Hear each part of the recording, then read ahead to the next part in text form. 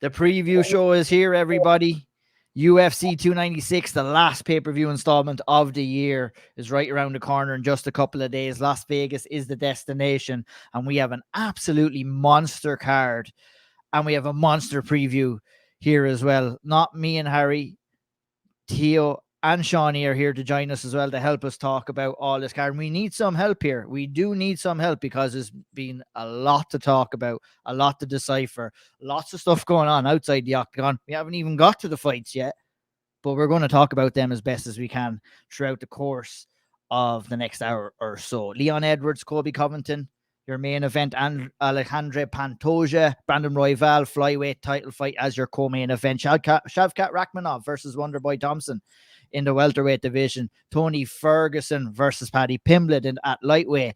And Ian Garry versus Vicente Luque to kick off the main card. That is what you call a belter of a main card. Plus a ram-packed prelim section of the card as well. Boys, how are we keeping? Are we all well? Are we all looking forward to this one? We are. Love what a it. card. Brilliant card. Brilliant night ahead. There isn't much that gets me excited in terms of MMA these days, but this has gotten me excited. The UFC, I was thinking about it. I'm about to do like my previews for the year, my reviews for the year. And I think this has been the worst year to ever be a UFC fan. The cards have been shit for the most part. There's no standout like, apart from Makhachev and Volkanovski won, no standout fight of the year. Hard to even think of a standout knockout of the year. Hard to think of a standout submission of the year. It's been shit. Terrible. Rubbish. But this is a great card, and hopefully we can see something amazing on it and rescue us as people who like the UFC and want it to be great. I hope it's great. Yeah, absolutely. I mean, our excitement for this card is a testament to how good the card actually is, because look, we're in December, we're after going through the UFC juggernaut for the whole year, however amount of events that we're after doing, we're after previewing, we're after breaking down. And you know what? No secrets here, lads. You do get a little bit drained of it, but there will be no draining going out here. Only the excitement of all of the fights here. Main event, Leon Edwards, Colby Covington. We're going to get straight into it. Harry, your thoughts on this fight as a whole, what it means for Leon Edwards, what it means for Colby Covington, and your excitement level for this. I mean, I think there's so much going on in this card that this fight has been a little bit slept under the rug somewhat, but you know, it's a good stylistic fight, I think, you know, with Colby Covington coming in against Leon Edwards, who was trying to just stake his claim as the welterweight king, get another win under his belt, and move into 2024 with bigger challenges ahead. But, you know, it's not going to be all that easy, and Colby Covington won't be making it easy for him either. I think it's a brilliant fight.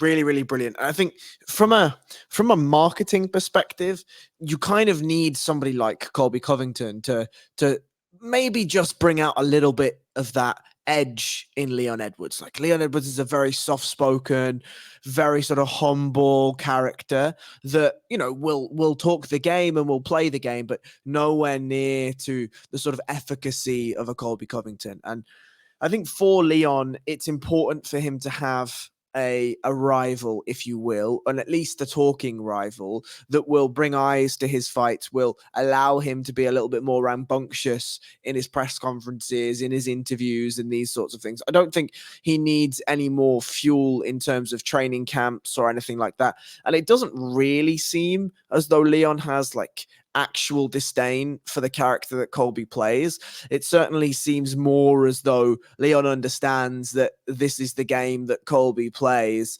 and it's just another fight. It's a fight that's difficult. It's a fight that's got a lot of potential for him, but but it's a fight in and of itself. And so at the top of the bill, I'm glad that Leon is getting a massive stage like 296 closing out 2023. He is the main event. I think that's really important for him and for his achievements, but I absolutely love the fight. Great fight.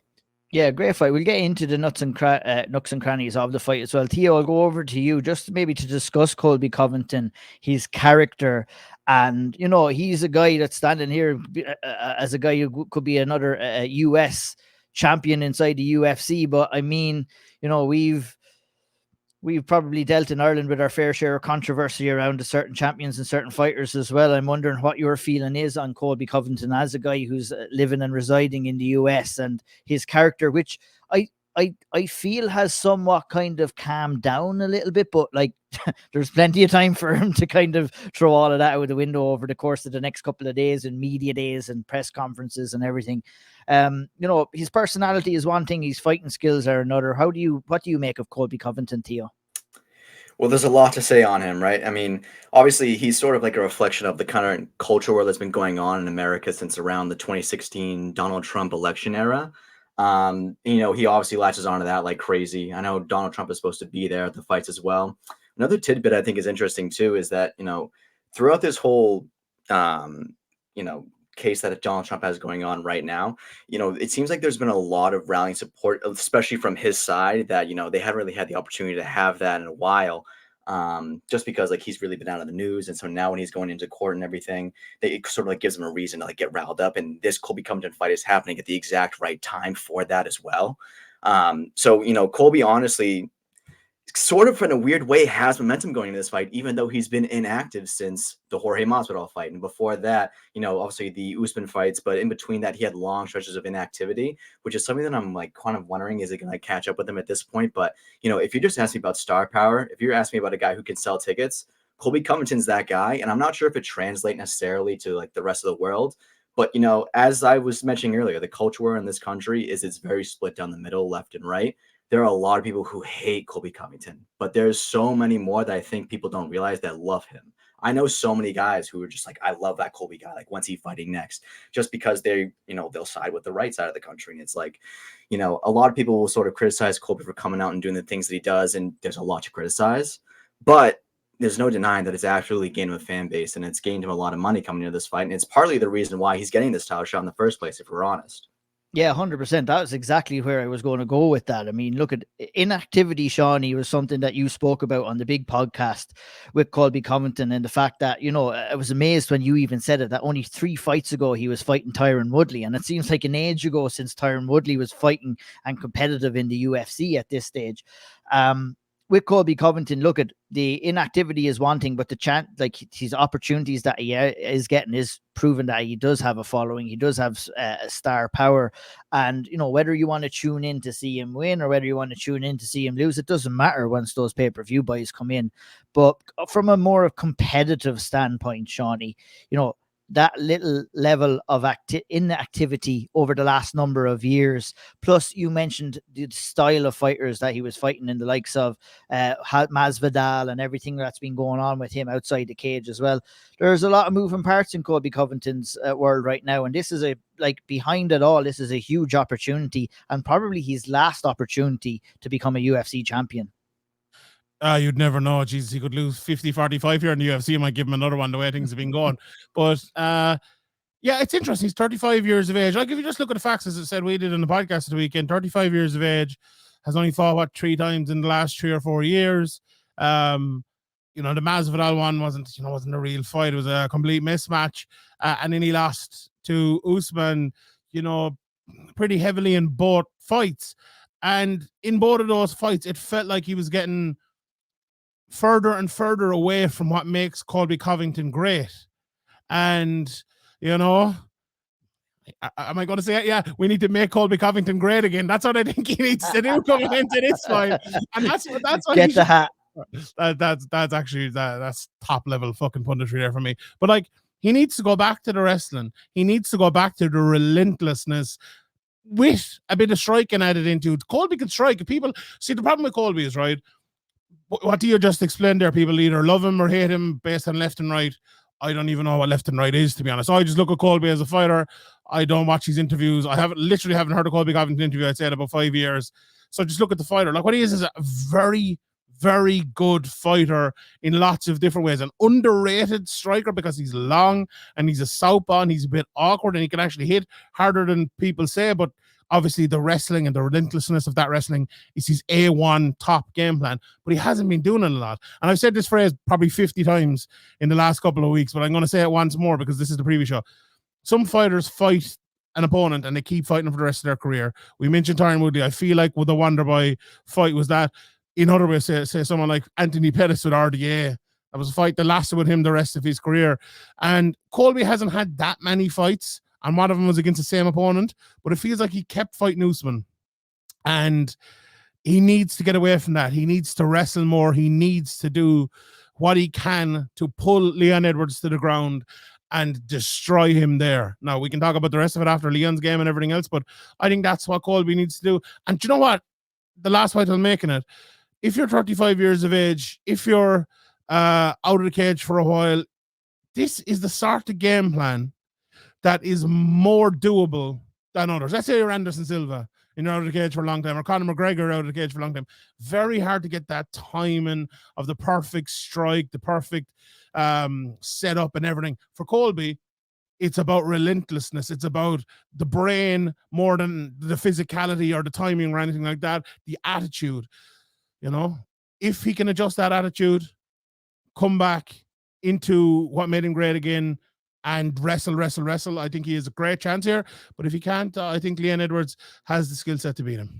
Yeah, absolutely. And I agree with everything that you said about what Colby Covington should be doing coming into this fight. But Harry, you know, what Leon Edwards has to his luxury is the fact that he's gone in there and he's fought Kamaru Usman, another kind of really high-level grappler too, and he's done quite well against Kamaru Usman in both of those fights and keeping that fight standing as well. Obviously landed the big head kick knockout in their first fight and picked up a decision win in the second, and it's almost the perfect fight at the perfect time and the perfect style for an opponent that he can come in and face here, because it's pretty much pick it up where you've left off here. There's no probably drastic changes. You're coming in here probably with a little bit more of a better striker in terms of what kind of variety that Colby Covington can throw on the feet, but I feel I agree with Sean is that I feel Colby Covington is going to come in here with more of a grapple heavy. I don't think you're going to want to come in here against a guy like Leon Edwards and try and get into a technical striking battle, because look, we've seen lots of people do that, and we've seen Kamaru Usman out cold when he tried to do that in their fight as well. And just wondering what your kind of thoughts are coming into this fight and how Leon Edwards can get the performance that he needs and get the win that he wants. So I think on Leon's side, there's sort of two elements here that are the most interesting for me. The first is that the main difference between Kamaru and Colby is that Colby is a far, far, far better cardio athlete. And we have seen, I think back to the Robbie Lawler performance for Colby Covington, where he drowned him in volume, just absolutely drowned him. If he wasn't dragging him down from against the cage, he was searching for a neck. If he wasn't doing that, he was punching the body and punching the head and getting back in on legs. And it was just a drowning performance. And so for Leon Edwards, who sometimes is a little bit of a passive fighter, and again, I don't mean that as disrespectfully as it sounds. It is more that he is slowly chipping away at his opponent's armor until he gets to a position where he can start to really sit down on shots and really take the fight away from his opponents. And so in Leon's favor, he has fantastic range management and fantastic pace management in fights. And I think that's going to be a huge thing against Colby Covington. And I also think that from the grappling perspective, whilst Colby sort of anywhere from the hips down is a far better grappler, Leon has a really, really underrated clinch game. And so if you're Leon Edwards, you say, okay, if he shoots, I need double unders and I need to drag him up. At worst, I need double overs, and I want to drag him up my hips back into clinch exchanges because I'm strong there. I'm really good there. I can strike well from there. I dominate those clinch situations pretty nicely. My head movement's great there. And when I'm off on the break of those clinches, I land massive elbows. Those are massive, massive things for Leon Edwards. I think the only question I have coming in, Theo sort of touched on it already, is the inactivity of Colby Covington, and what does that mean for how that looks on fight night? I don't know is the honest answer, but I look at Leon and I look at his ability to control fights, to control ranges, and to control beats and patterns of fights, and that's Colby Covington's A game when he's on.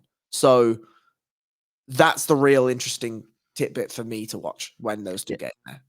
when it comes to like inactivity, I'm kind of looking at Leon Edwards and how he styles himself as well. And he can be a little bit of a slow starter at times. And if he starts slow in this fight, that's really going to feed in to Colby Covington and giving him the time to kind of get settled into this fight. So I feel really, if you're Leon Edwards here, you've got to start quick and you've got to remind Colby Covington that I am the champ. I've been in here. I've been defending this belt. And, you know, we've seen time and time again, it's been 18 months since we've last seen Colby Covington in there. That was a fight against Jorge Masvidal that wasn't really that competitive either, really, you know. So he's really taken a step up in competition here against a guy like Leon. And I guess, like Theo, you know, the battle inside the cage is one. The battle outside of the cage is something that Colby Covington has done really well in trying to get at his opponents. And, you know, is that one aspect that we should be looking at coming into this fight? Is that, you know, he has a chance to get him in the press conference and talk shit to him. But it's hard. Leon is kind of flies off the seat of his pants, doesn't really care about that stuff. But if you're Colby Covington here, do you want to try and do a little bit of shit talking? Do you want to try and get into his head a little bit? I mean, we know he's gonna, right? I think the question really is like, is it gonna matter, honestly? Because, you know, Leon Edwards, if it was anyone else that Colby was fighting, I'd say, yeah, it probably is gonna play a factor. But Leon's been so calm, cool, and collected through his last couple of fights, especially since becoming champion. You know, overcoming the adversity in the first Usman fight, and then, you know, sort of taking more senior position in the second fight. It was like he wasn't afraid to sort of meet Usman in the middle of the cage. So he like. You just sort of saw, like, as soon as he became champion, this different sort of aura around him, this sort of like confidence came about Leon Edwards. So I don't think that like Colby's really gonna be able to rock him. What's he gonna say that's really gonna bother Leon Edwards? Like, even if he wants to play like the America card, like he's probably gonna make some corny reference to the Revolutionary War that no one cares about. Like, that's really gonna be the must of it. Like, I honestly think that the press conference is really gonna be focused around some other people we're gonna get to later, but I don't see the trash talk really playing a factor in this one. Although every other Colby Covington fight it does, so it could be proven wrong. But I just don't think Leon's that guy. Yeah, indeed. Yeah, I kind of am with you on that. Johnny, any final thoughts on this one before we move on to the main event? Yeah, I think just on maybe Leon Edwards and his game, I think Harry described it well in terms of the clinch. Definitely the best part of his game, I would say. I think Leon Edwards is not a world-class fighter in any area apart from that clinch. I think he's great elbows in the clinch and very good there. The thing about Leon, right, and this is me kind of being negative, I'm picking Leon, I think he will win. If you look at his last two fights, right, he was a 10-8 or a 9-9 away from drawing his last fight, and he was losing the fight before that for a miraculous knockout of the year head kick, right? So it's not exactly like Leon Edwards is infallible, or anything like that, right? He can be beaten. He is a guy who has lost a lot of rounds recently, and someone like Colby Covington, like Usman did in the first fight, can take him down, can beat him in that manner. But it's a little harsh, though, to say that when you're going up against a guy like Kamaru Usman, though. Would you agree? Yeah, but you're going up against a guy like Colby Covington now, who was thereabouts with Kamaru Usman, like Leon was for large parts of the fight, and also kind of losing. Like, you'd put him on a similar level if you were to put him, you know, Usman fight against Usman fight, arguably. The only problem is at the end of it went differently in both cases for both of them. But I said it, I started off by saying this is a bit harsh. But sometimes someone wins a fight and they're the best fighter in the world. Sometimes someone loses a fight and they're useless. We need to strike a pause there in the middle, right? I think if Colby's at his absolute best, he has a massive chance to win this fight. A massive chance to win it. I think the factors point that he's not going to be at his absolute best. The age, the inconsistency in terms of preparation, stuff going on outside of the cage and all of that. But I think what Leon Edwards needs to do here is stop as many takedowns as early as he can. Waste as much energy as you need doing that, because from that point on, if you can break a guy like Colby in terms of his relentlessness, you're going to win that fight. Because Leon Edwards, I said it earlier, he's not the best fighter in the world in any area, but he's probably the best fighter in the world in every area. And you need to make that the game. Don't make it a wrestling game. Don't make it a clinch game. Don't make it a cardio game. Make it an MMA game. And you beat Colby Covington in that game 10 times out of 10. So that it's very interesting. Like, I think the first two rounds in this fight are absolutely huge, and I'm just really fascinated to see how Leon deals with this. I remember after we were talking about it after the Usman fight, and Harry made some great points about how Leon dealt with the takedowns this time, and instead of defending the takedown, he almost kind of let him push him into a place where he gave up the first part of the takedown to have a better position for the second part of the takedown, and he was able to stop him completely. I wonder, will that sort of tactic work against Colby, because he's so relentless? Like, you let him get the first part, you stop the second part, but Colby will go 3, 4, 5, and 6, whereas Usman won't.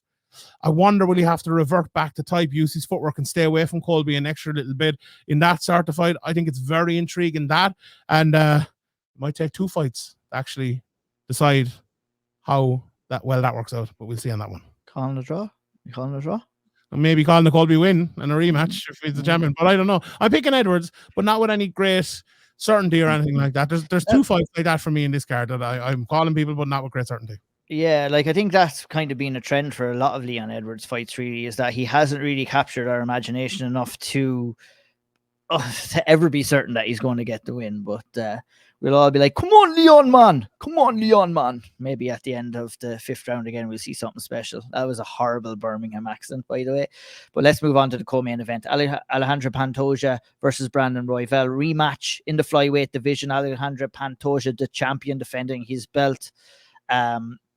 And I think, look, for this one, I'm happy that it's kind of a fresh matchup at the top of the flyweight division. I'm very happy that Royval got his title fight coming in here. Like, you're going from fighting on the bottom end of the prelims to a title fight, which is nuts. But he came out and called the UFC out for it and ended up getting a title shot. But we've seen this fight before, Harry.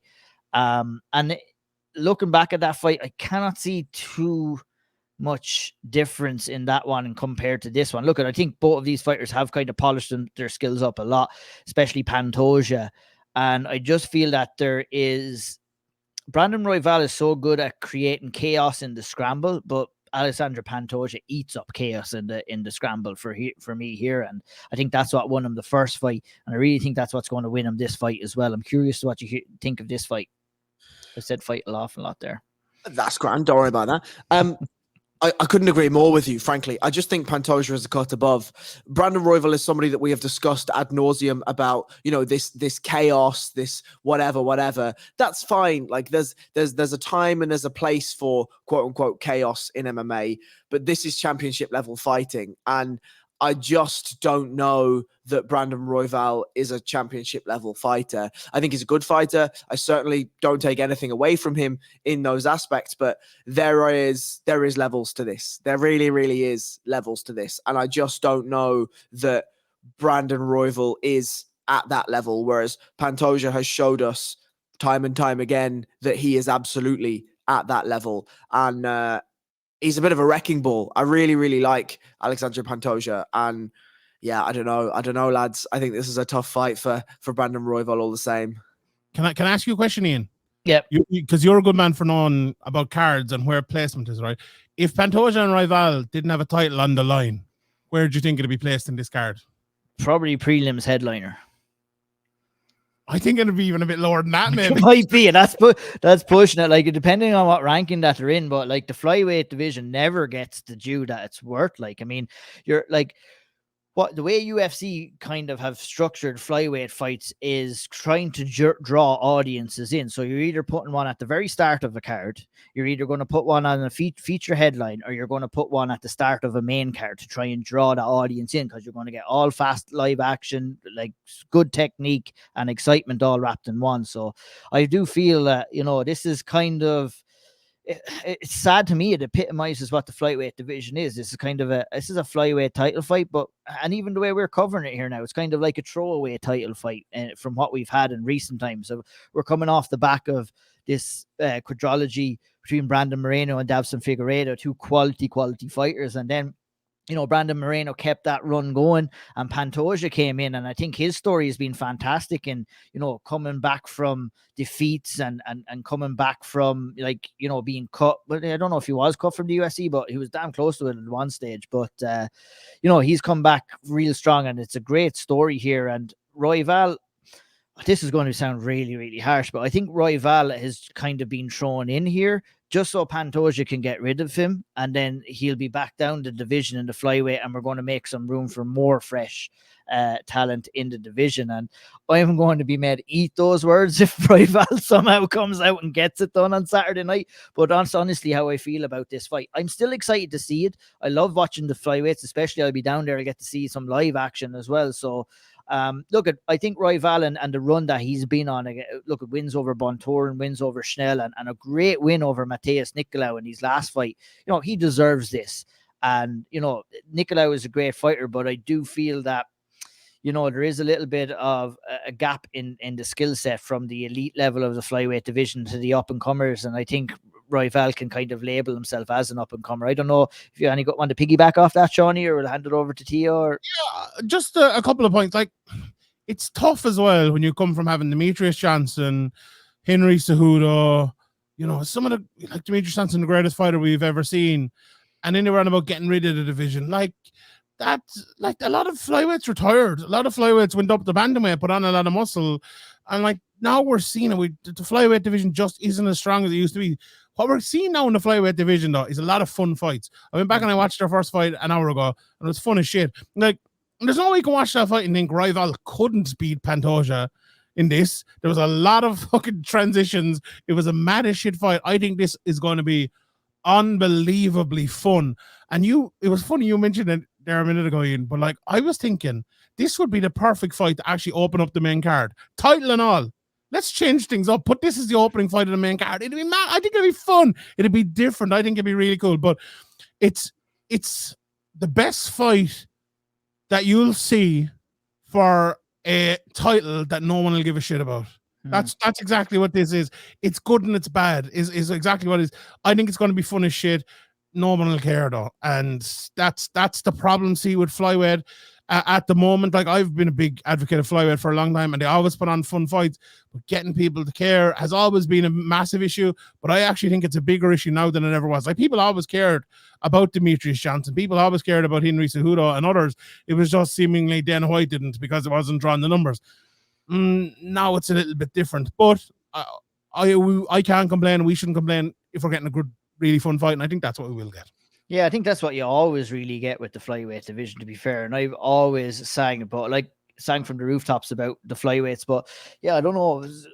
And maybe it's the company that this fight is in on the card, Theo, that maybe takes a little bit more shine off it with everything else that's going on. Obviously, we have the Irish interest with Ian Gary, and Shavkat Rakhmonov is obviously a big prospect coming up too. But like, we know that this fight is going to entertain, and we're probably not doing a good job really in kind of selling this to the casuals or to anyone who might not know what these fighters are about. But we are going to see some mad scrambles. We are going to see some wild exchanges on the feet. But I mean, in my opinion, I just feel that the class and the confidence that Pantoja has gained over the last couple of fights, especially by winning the title, is going to really send him over the line here. I'm curious to hear what you think. Yeah, I mean, it's a weird case with the flyweights, and it kind of always has been this way, but it's definitely gotten a lot worse after the absence of, Cejudo and also Demetrius Johnson. But like, the weird thing is like, this fight kind of has everything that you would want as a fight fan to get excited for. It's first of all, it's going to be an amazing matchup. Like Sean just said, it's going to be an amazing fight, wicked fun.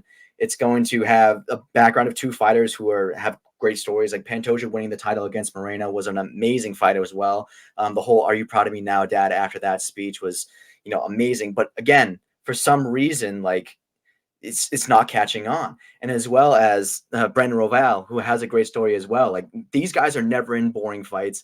Every single time it delivers. I don't know what it is. I don't know what else you have to do with flyweight. Do you need a character in that division, like a Colby Covington type or something like that? You need to send him in with swords. That's what we need. Yeah. I mean, you had Cejudo there for a little bit, who was injecting a little bit of life into the division, but then he moved up. So it's like, I just don't know what it's going to take to get these flyweights to get, big numbers coming in, because they deserve it. They're amazing. Yeah, it's the characters. You need that character. You need that personality. But because, look, no one is not tuning in because the fights aren't exciting. Like Shawnee said, the fights are always exciting in the flyweight division. Like, I mean, you lack maybe a little bit of that like killer knockout power at times, but we've seen a lot of it in recent fights, to be honest. I think a lot of these flyweights are coming in with big power, and I think we are in a little bit of a transitional phase in terms of, you could see the title changing hands a number of times over the next couple of years until maybe this next person does emerge. But look, I'm looking forward to the flyweight. I know it probably didn't sell it all that well. I was honest about this matchup. I just think Pantoja is a little bit head and shoulders above Royval, and it's hard to go in there when you've been defeated by a guy before and go back and get that win back. It's a lot easier said than done, but it'd be interesting to see if Royval can do it, and if Pantoja, if he can defend his title for the first time. We shall move on. We're going to skip 2 fights, obviously. Shavkat Thompson, Tony Ferguson, Pimblett. We got to jump to this fight. Ian Garry versus Vicente Luque. We could be here for the next 2 hours talking about this one in reality, but we'll try and keep it as nip and tuck as we can. We could probably go 2 hours here, guys, on what stuff that's been happening outside of the cage. We're coming in. It's been absolutely insane.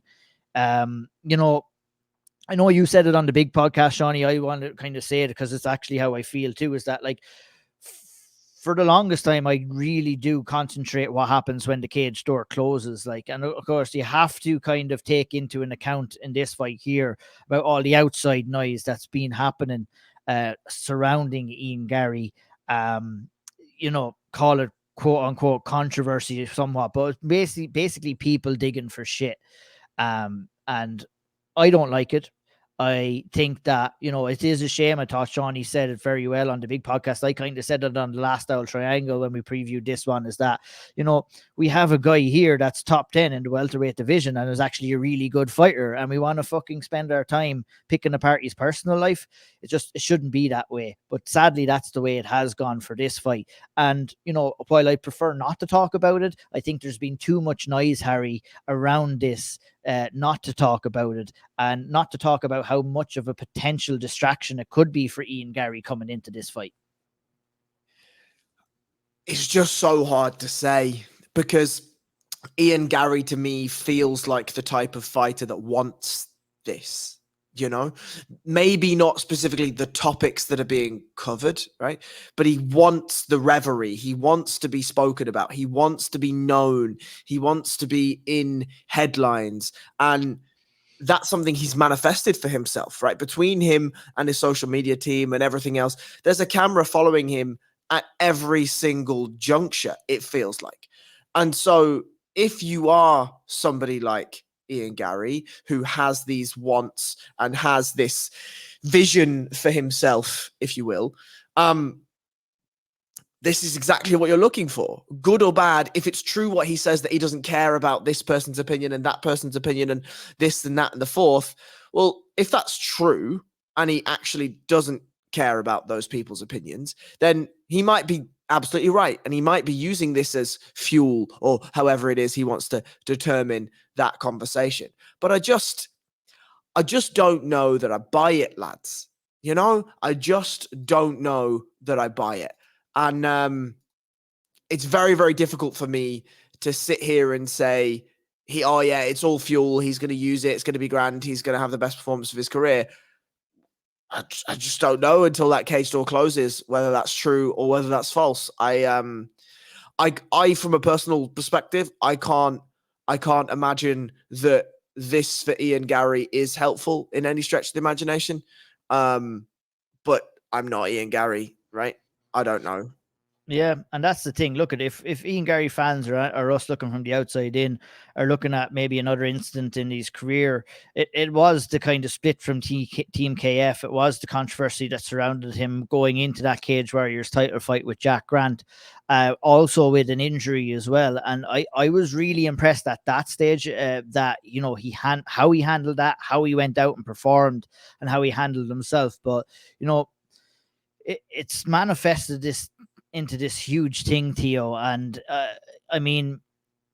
how do you feel that it's going to affect his performance? You've been there, you've seen Ian Garry fight live, you've kind of seen him, and and that's what I'm kind of looking forward to seeing as well, is the little bits in between. We'll see him at the media day, we'll see him at the press conference, and you might have a little chance to kind of see him off camera, walking around hotels, walking around venues and stuff like that, where you can kind of see what his demeanor is and everything like that. But as a guy who's been there, you've seen Ian Garry fight live numerous times.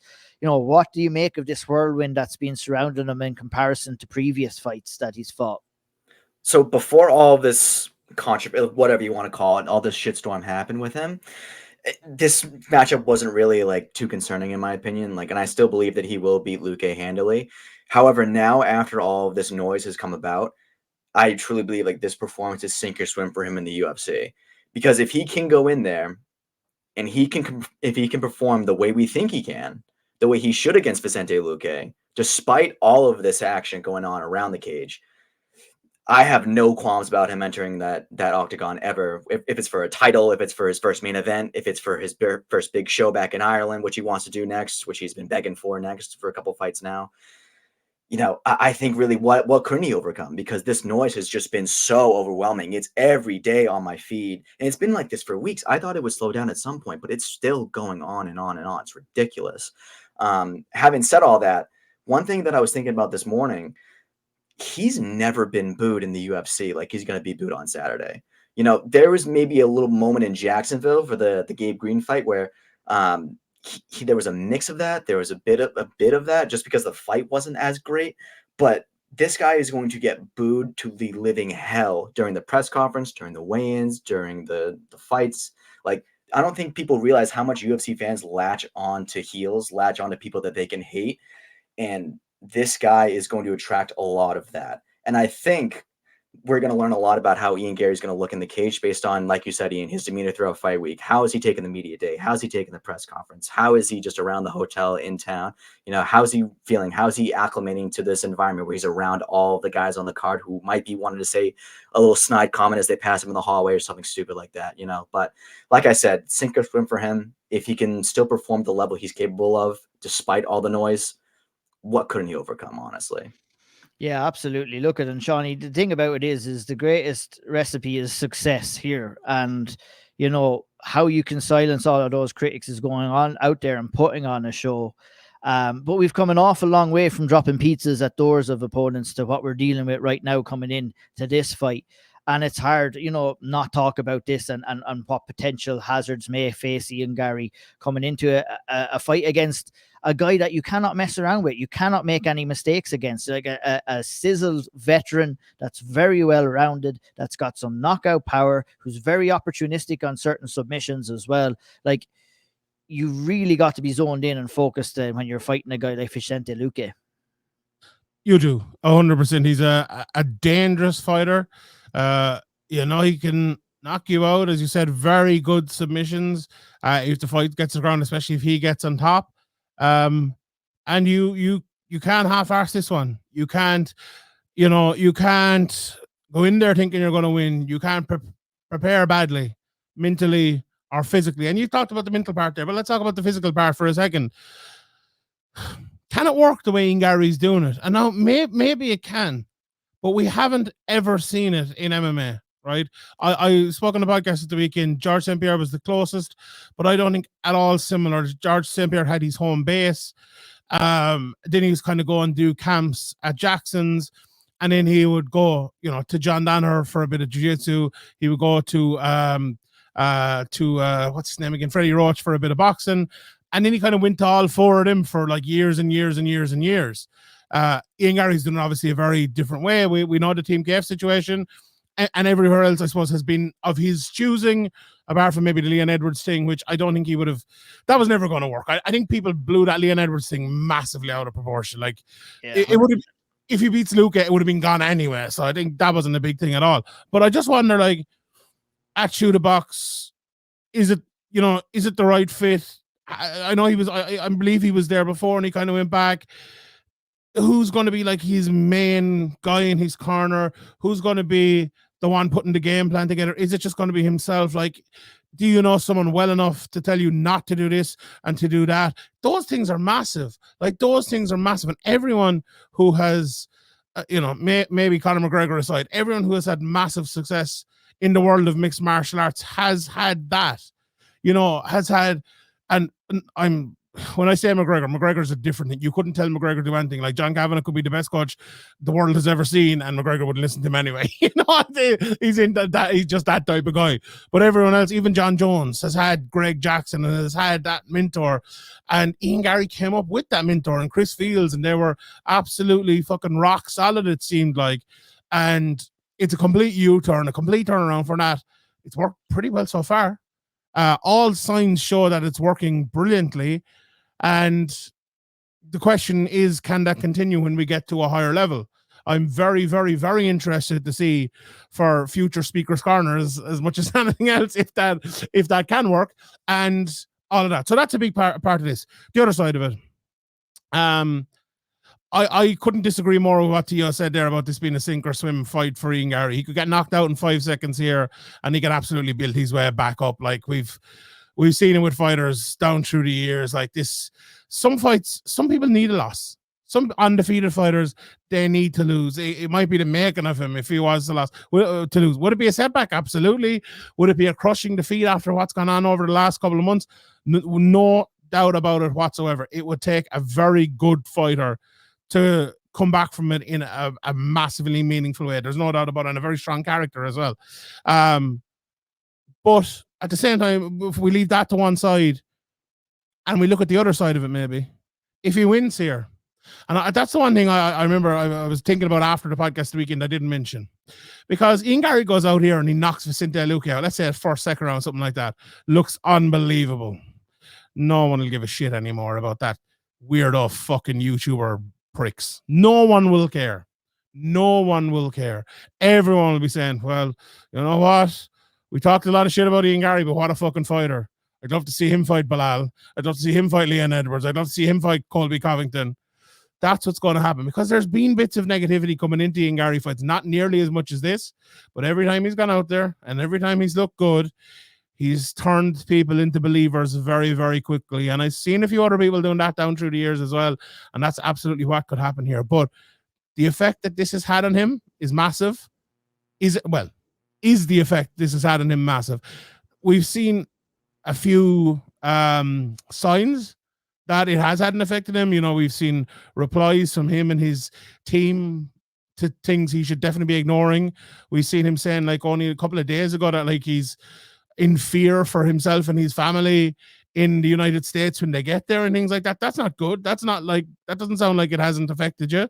And you would hope that's not true.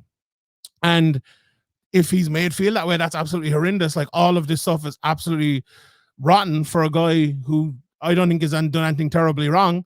Maybe he rubbed a few people up the wrong way. You know, maybe he'd fallouts with a few people, but, like, has he committed any crimes? Has he been a terrible, rotten human being to anyone? Not that I've seen, you know. So it's a very hard and awkward situation for Ian Garry, but as I think Ian O'Neill said a few minutes ago, a win will change it all. And if he can use it as fuel to get a win and he comes out with an unbelievable win, it'll change it all. Absolutely. Harry, I'll let you finish off maybe with a couple of the nooks and crannies about this fight. How does a guy like Ian Garry get a win over Vicente Luque, and maybe vice versa? What does Vicente Luque need to do to make the night difficult for Ian Garry? Ian Garry fights like Ian Garry. He fights long. He gets behind his jab.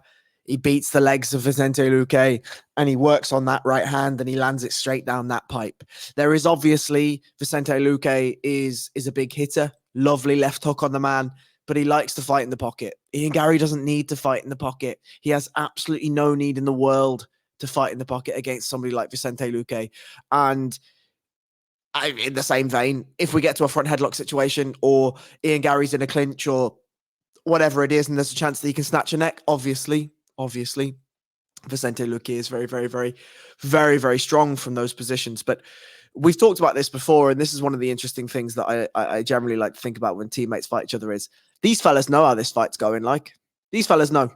There has been however many hours of rounds, however many hours of, whether that's jiu-jitsu, MMA sparring, straight striking, whatever it is, there has been hours and hours and hours of rounds and conversations and tactics that both guys have talked about in their games. Both of these fellas know, how those rounds have gone. And of course, on fight night, everything's different, right? Especially when we've discussed some of the things that we've discussed on this podcast. Has mind's been changed? Is everyone supremely focused about all of these situations and happenings? I don't know. We're going to find out. But one of these. Could I ask you a quick question, Harry? In terms of like with these two guys who have been sparring together, right? Would it be safe to say that you're dealing with a guy in Vicente Luque who's kind of developed into the fighter he is right now, and with a guy like Ian Garry who's still picking up skills and has a chance to kind of progress, which I feel he's not the finished article yet. He will have improved since those sparring sessions. And by Ian, we're talking about Ian Garry's demeanor here. He's portraying a very confident individual about this fight as well. I feel that he was successful in those sparring sessions, but I feel we could have an even more enhanced Ian Garry coming into this fight as well, which could, show some things that Vicente Luque hasn't seen before. Without a shadow of a doubt. For me personally, when you're grappling with one of the young kids and you beat him now, but inside in 3 years, 4 years, 5 years, whatever it is, this fella's going to be the one beating you up, right? You get that feeling. And I've not heard Vicente Luque say, I'm the one that wins these fights in sparring. I'm the one that wins these rounds. I'm the one that, does this, that, and the next thing. And yet Ian Garry, and it's difficult to pass because Ian Garry walks around with that level of confidence, like irrespective. He could be fighting my nan and he'd have exactly the same level of confidence. You know what I mean? But it feels to me very similar to when Gilbert Burns and Kamaru Usman fought.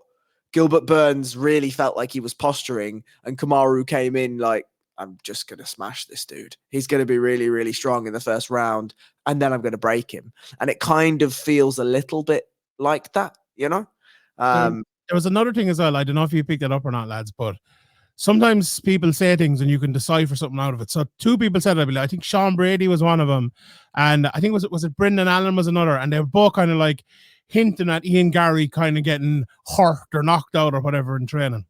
And when you see people talking like that, you know that Ian Garry has been the one beating the living shit out of other people in training. You just know that, because they'll never say that. They'll never say that part of it. And do you know what they'll also never say? They'll never say it about a kind of a fighter who isn't great, who's getting the shit beat out of him in training. Never. It'll always be a dominant guy who is really good, who got caught once, right? To say the TJ Dillashaw, Cody Garbrandt sort of thing. Always that. It's always that. So if you're looking at that and you're wanting to decipher things people are saying, I think that's a great side for Ian Garry, to be honest. Absolutely. And plus, people want to latch on to the fact, Ian Garry's been knocked out. Well, guess what? People get fucking knocked out inside the gyms every single day. And that happened long ago as well. It will not affect his preparation. It will not affect this camp at all. And that's just somebody who wants to throw shots. And look, that happens. Look, you give a little, you take a little. And there's been plenty of that for Ian Garry. And there'll be plenty of giving and taking inside the octagon on Saturday night as well between Vicente Luque and Ian Garry, as we shall move on. And we're going to talk about Shavkat Rakhmonov versus Stephen Wonderboy Thompson. Oh my God. I just love watching my Stephen Wonderboy Thompson fight, and I'm so glad I'm going to get to see him live, and I'm very excited to see the prospect that is Shavkat Rakhmonov in here as well. And I think, Shawnee, there's two avenues for Shavkat Rakhmonov here. Do you play to the dance of Stephen Wonderboy Thompson and have a very difficult night, or do you try and take down Stephen Wonderboy Thompson, mix in your striking with your grappling, and make it a more of an easier night for Shavkat Rakhmonov? What do you kind of think the landscape of this fight is, really? Yeah, two avenues for him, either a decision loss or a knockout loss for Rakhmonov there. Look, if you're to talk about fighting Stephen Wonderboy Thompson and you're a very well-rounded fighter like Rakhmonov who can strike and wrestle, take him down, pull him down to the ground, and beat him there. Now, Wonderboy has shown he has good takedown defense, and he's not terrible on the ground either. He can defend himself. He has pretty good jiu-jitsu at times as well when he's shown it, not high level or anything like that. But that should be the go-to way. But I was watching, and even if you look at his record, watching bits of his fights, Jeff Neal, Neil Magny, guys who you're looking at and you're thinking, especially Jeff Neal, like Jeff Neal hits hard. The only way Jeff Neal's beating you is he punches you really fucking hard in the face.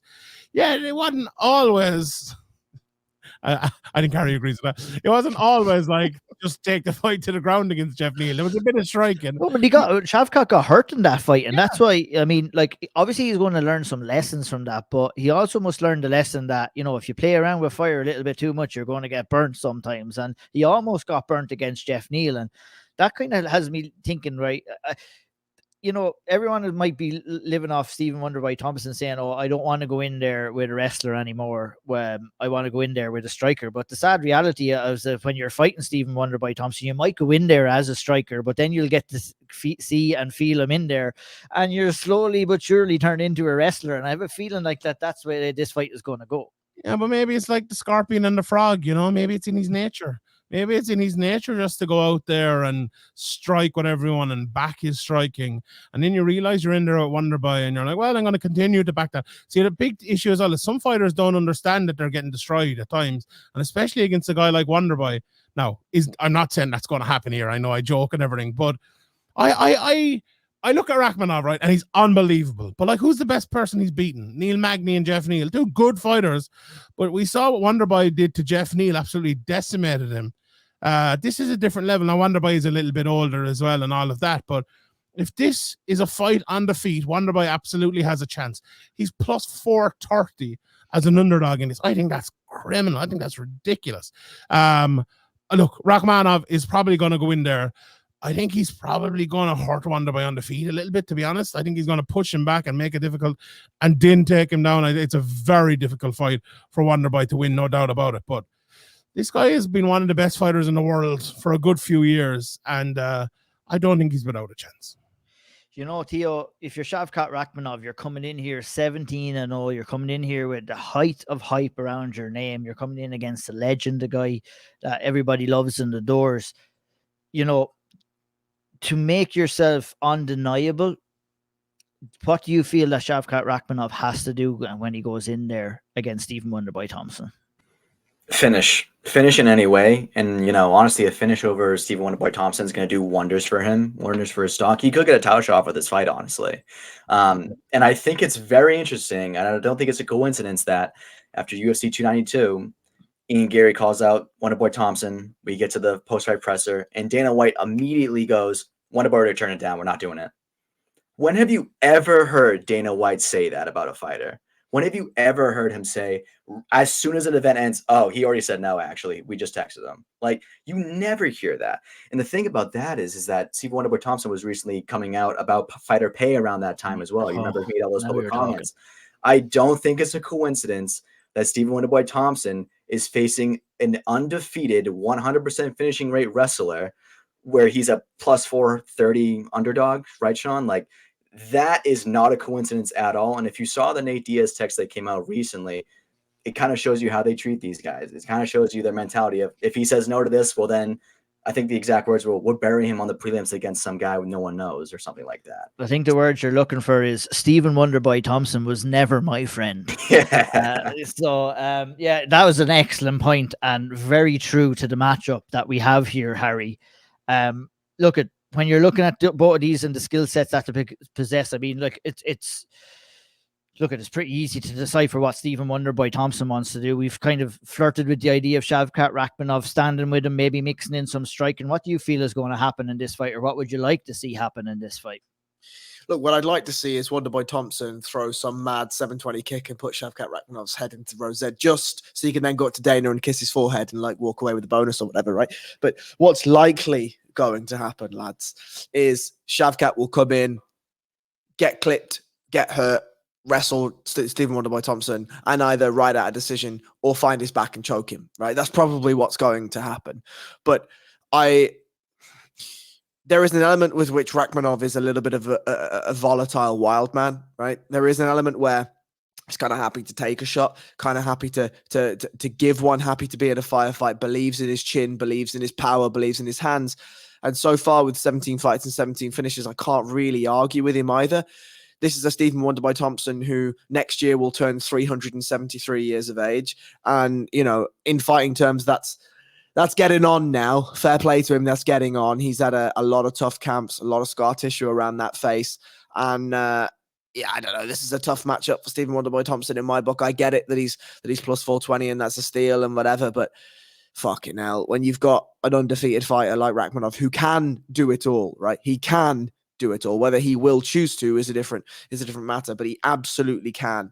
And we know, Wonderboy Thompson was lauded for not getting finished on the ground against Tyron Woodley. Like, come on, that's not the plaudits that we're looking for when you're going in against somebody like Shavkat Rakhmonov. And so, would I like to see Wonderboy kick his head into Rosette and go and give old Dana a smooch? Yeah, I would. Yeah, but can I see it? I just don't know that I can. Like, I just don't know that I can. Press the camera instead of the mute button there, lads. Sorry, technical errors there, but no, very well said, and I would agree. I think just to finalize this fight, I think, Shavkat Rakhmonov is probably going to be in a little bit of a battle with his ego. And I think if his ego wins, he likely stands and bangs. And I think that'll make it a little bit more difficult for him. If he wins over his ego, I think he does take this fight down whenever he wants to and makes things a little bit easier. Very, very curious to see what happens there. Not necessarily the first fight on the main card, but a fight second from first on the main card, I guess, is Tony Ferguson versus Paddy Pimblett. An interesting fight.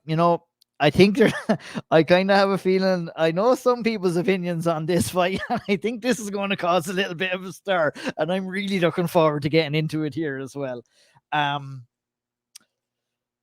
Look at Shawnee likes this fight. Harry doesn't like this fight. It's time to plead your cases. Who wants to go first? I very simply, Tony Ferguson, not as good as he used to be. Paddy Pimblett, not that good. Perfect matchmaking. Harry. Horrid matchmaking. Tony Ferguson shouldn't be fighting again, and Paddy Pimblett shouldn't be fighting in the UFC. So, I mean, what more do you want me to say? Perfect. Fuck that. Chuck that on a PFL prelim or something. Like, look, PFL is the future. PFL is the fucking co-leader. UFC is Pepsi. PFL is Coca-Cola. That's what Harry, I asked you the question. I like this fight. I like the matchup of this fight for the reason why, Tony is not getting thrown to the wolves here because Paddy is not a wolf. He's like a pit bull terrier. That's what he is. Yeah, something like that. Look, there is potential for it to go wrong for Tony, but we all agree here, and we would definitely all agree that Tony Ferguson should not be still competing inside the UFC. He's way past his prime. He's shot at this stage of his career, which is sad to say, but that's the facts of the matter. But Tony Ferguson is also Tony Ferguson, Harry. So if he wants to fight, what do you do here? Like, what is the other option here? He has a chance here against a guy that isn't a killer. We're not talking about a Fiziev or a Saryukin type fighter here at all. We're talking about Paddy still growing. Still, the skeptics are out on whether he'll be a top 10 lightweight and maintain that ability to be a top 10 lightweight. This will tell us an awful lot. If you don't like this for Tony Ferguson, obviously, and you can't say that not fighting anymore, what is the best option for Tony Ferguson? So for Tony Ferguson, I don't know what the best option is, right? That's a very, very difficult situation. The thing I don't like about it, though, is what's happening as brazenly as possible is it's not that we're putting Tony Ferguson in a fight where, let's take a Jim Miller, right? Who's not shot by any stretch of the imagination, but is certainly coming to the lesser end of his career. What's happening for the most part is he's either being matched up with guys who are of similar skill level to him, or he's being matched with UFC debutants or guys on 1 or 2 fights inside the UFC in order to just give them a litmus test to see where they are. The first thing, Paddy Pimblett, this is going to be his 24th fight. There's no fucking litmus test that we need. We know what Paddy Pimblett is, and the umbrage I take with the fight is I don't need to see Tony Ferguson take more damage, which will happen, against a guy that they're building purely from a, how should I put this as politically correct as possible? They are building an aesthetic around Paddy Pimblett, and they are using the name that's now being trodden in the mud of Tony Ferguson, who was a stalwart of this division for a long, long time, in order to build that aesthetic. Now, I know that that's fighting, but very often when we see something like this, where it's a veteran versus an ex, let's say Ian Gary versus Neil Magny, that could have been a competitive fight. Like, there was legitimate reasons that Neil Magny could cause Ian Gary problems at the time. In that preview show, we said there was a chance that Neil Magny's pace and well-roundedness and whatever could cause a problem. Tell me what Tony Ferguson's going to do in this fight that's going to make it difficult for Paddy Pimblett, other than not go away. I think that there's a small inkling of... I've answers for that. Yeah. Okay, Shawnee, go ahead. Not going away is the thing, but also punch him in the face. Yeah. Like, Paddy Pimblett has terrible striking defense. He has been punched many times in the face by fighters much worse than Tony Ferguson. And you know another thing Tony can do? Wrestle him. Because you look at Sarnbach, you look at Nad Naramani, if you watch either of those two fights, you'll see Paddy doesn't have the best takedown defense in the world either. If he can put him on his back, put him on the back foot, Paddy's very beatable. Like, he is not a top-level world-class fighter. Now, Tony Ferguson no longer is either, but how far has he fallen? Like, he looks absolutely shot when he's fighting somewhat good guys. Paddy Pimblett is not a very good fighter. He's a good fighter, but he's not a UFC top 25 level fighter by any stretch of the imagination, in my opinion. If Tony Ferguson has...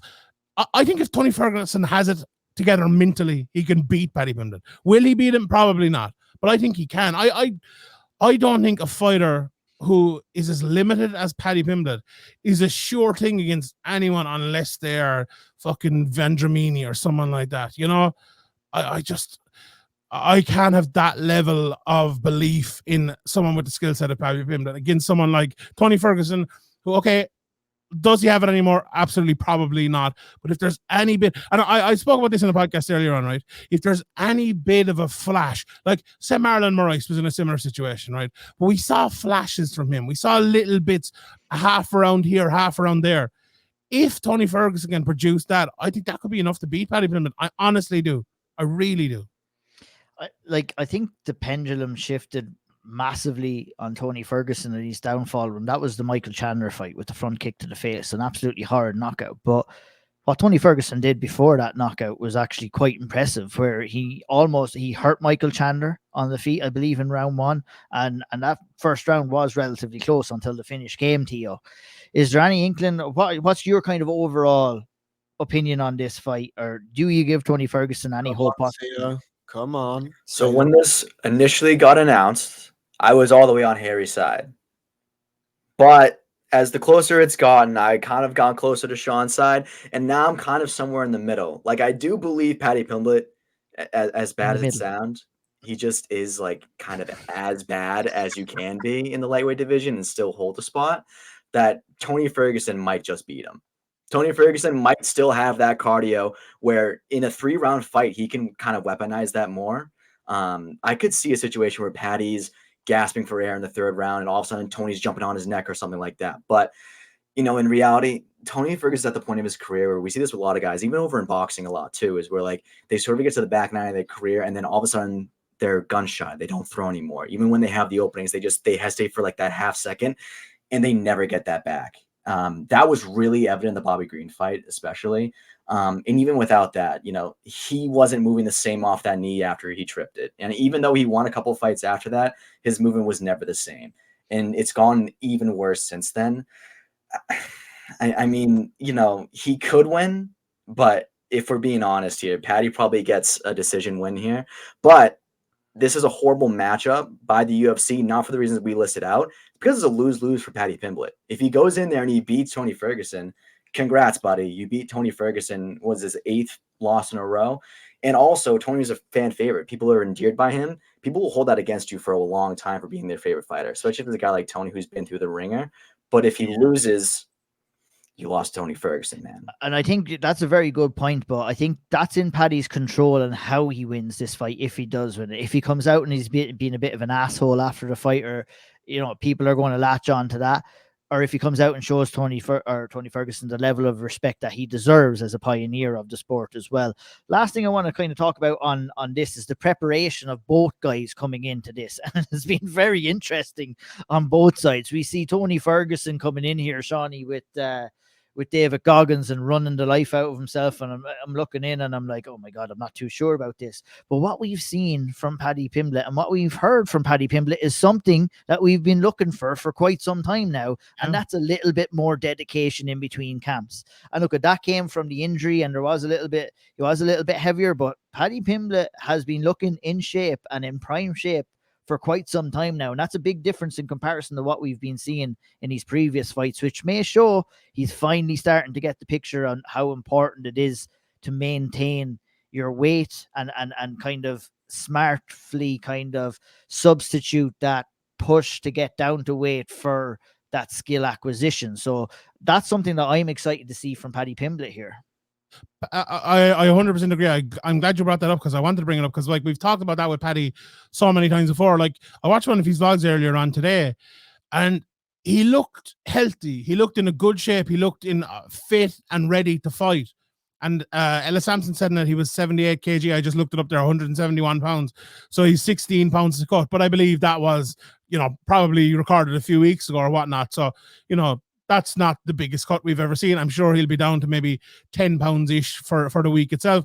But the difference, I think, is, and the last time we spoke here about a Paddy Pimblett fight, I remember distinctly thinking, if not saying, that Paddy looked like a guy who was on weight 3 weeks before it, because he had such a fear of getting down to it. He looks different now. He looks more healthy. He looks good. I think a part of that was the fact that he was kind of out for 11 months. He didn't have to turn around.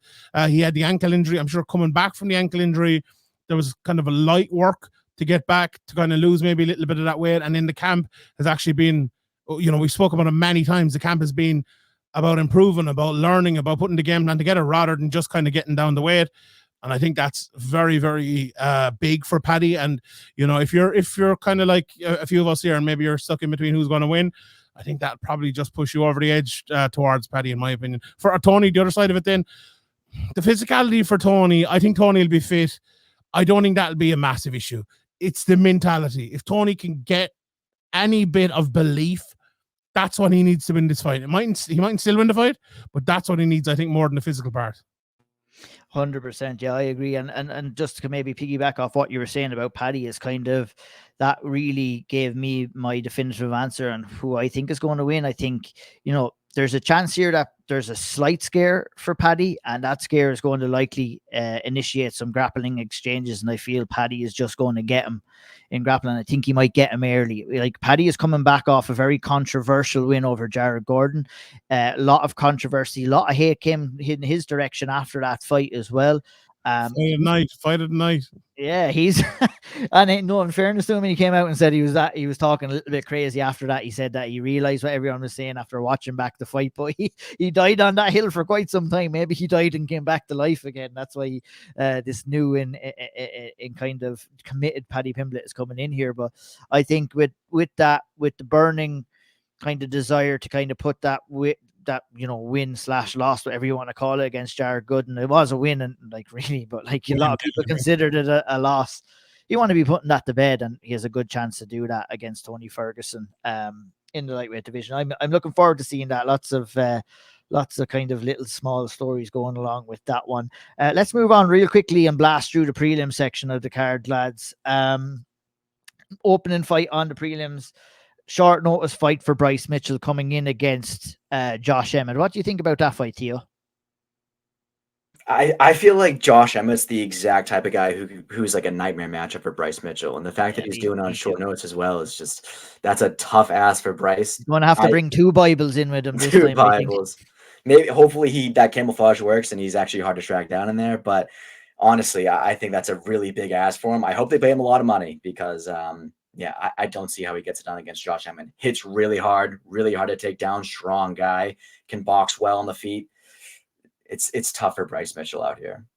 I definitely feel that way too, and the way you guys are kind of shaking your heads as well, I think you're both the same as well. Like I said, we'll brush through it, Shawnee. I'll go to the next one for you. Irene Aldana coming back against Carol Rosa. Look at Aldana. Had a bit of a mixed bag at the top of the 135-pound division. She coming off a loss of Amanda Nunes in that title fight at UFC 289. Didn't look great in that fight at all. Coming in against a much lower level of opponent in Carol Rosa, but we're talking about kind of exercising some of the demons from losses and stuff with Paddy, she's definitely got to be doing that in this fight as well, doesn't she? Oh, this is all mental for Aldana here. You can't. What's it called in baseball, Theo? Pitching a shutout. What's that thing where you just don't do anything? That's it. Pitching a shutout. Is that it? I don't watch baseball, Sean. I watch real shit. What? Yes. Oh, no. Now we're talking. Oh, no. But I know you're definitely right. You're pitching. I mean, like pitching a shutout. Yeah. It'd be Amanda Nunes pitching a shutout, though, wouldn't it? I think, yeah. But like, she did nothing. She stood there for 5 rounds and she got just jabbed up and beaten down against someone who wasn't as good as they once were. That'll do either 2 things to you. You'll either come out and you'll be Francis Ngannou fighting Derek Lewis after he lost to Stipe and again not throw a punch. Or you'll come out and you'll be Jose Aldo fighting Frankie Edgar after he lost to McGregor and just not get punched yourself, be confident, brilliant, and throw everything out there and beat the shit out of your opponent. And honestly, toss a coin. I'm not sure. Carl Rosa, not a good fighter. And if Aldana doesn't show up, she has the ability to beat her. But if Aldana does show up, I think she will beat her. And just on the Emmett Mitchell one, just very quickly, 4 times Josh Emmett has lost to Poirier, Rodriguez, Stevens, Des Green.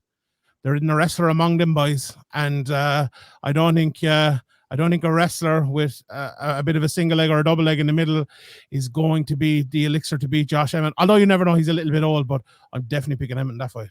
Yeah, I definitely am too. It's like when I picture that fight with Emmett and Mitchell, all I can see is like Josh Emmett throwing this massive uppercut and busting Bryce Mitchell open. But yeah, curious to see. We should move on. Cody Garbrandt versus Brian Kelleher at 135 pounds, Harry. Interesting one. Obviously, Cody Garbrandt returning to 135 pounds. Got an all right win against Trevin Jones, really. Just a unanimous decision win. Kelleher coming back as well. Can be a tricky opponent, but this is kind of a bad stylistic matchup for him. And I feel for Kelleher with Cody Garbrandt, who likes to stick and move quite a bit, likes to keep off the cage. So I'm curious to hear what you think about this one. It's kind of a must win for both of them.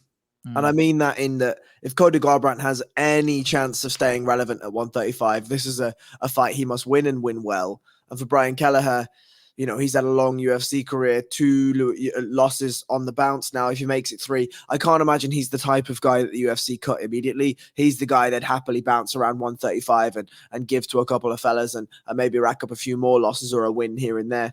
But Kelleher's got a nasty guillotine. He can take a shot. He's quick. He's durable. For Cody Garbrandt, who even is he now is my question. And I don't mean that in terms of why is he fighting or whatever, but who is he? We've had a plethora of injuries. He struggled with long COVID. He came back and didn't look anywhere near his old self against Trevin Jones. And I mean, what does he expect a title shot coming out of this next run? I don't know. It's an interesting one to see just how he looks. And I'm interested to see how he looks specifically. For Kelleher, you know exactly what you're going to get, right? And so with Cody Garbrandt, who's, only 18 fights deep in his career, is an anomaly still to me.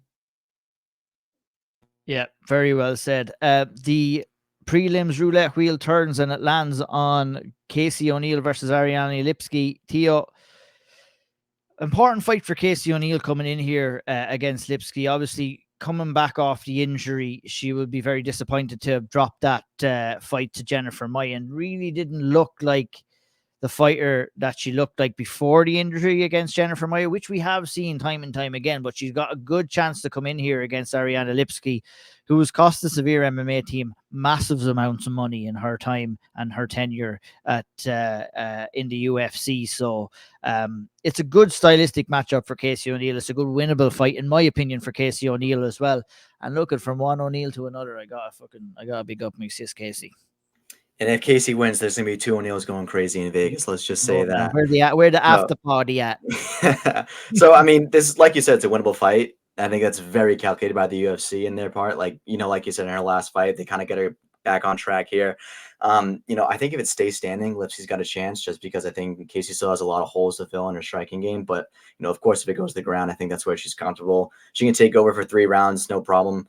I see this being a pretty easy win for her. But if Lipski can surprise us, keep it standing, she forces Casey into striking exchanges, we could see her in trouble in some spots here. But, I see it being relatively one-way traffic for Casey in this one.